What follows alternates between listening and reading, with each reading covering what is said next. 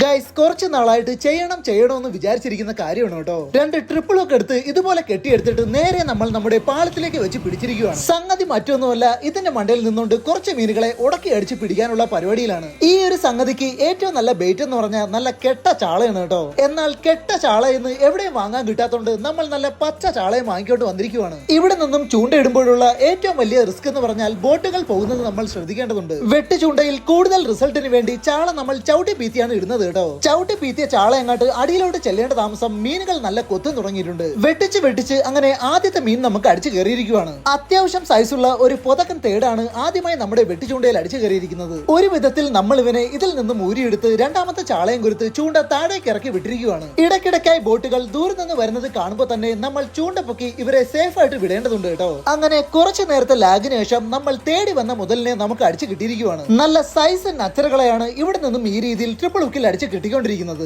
ഇവന്മാരെ കിട്ടിക്കഴിഞ്ഞാൽ പിന്നെ ഏറ്റവും വലിയ ടാസ്ക് എന്നത് ഇവരുടെ പുറത്തു നിന്നും ഹുക്ക് ഊരി എടുക്കുന്ന കാര്യമാണ്. ഹുക്ക് ഊരുന്ന വഴി ഇവന്മാരുടെ മുള്ളങ്ങാടും അറിയാതെ കയ്യിൽ കൊണ്ടാൽ പിന്നെ ചൂണ്ടയിടലെ നിർത്തി പൊത്തി പിടിച്ചോണ്ട് ഓടേണ്ടി വരും കേട്ടോ.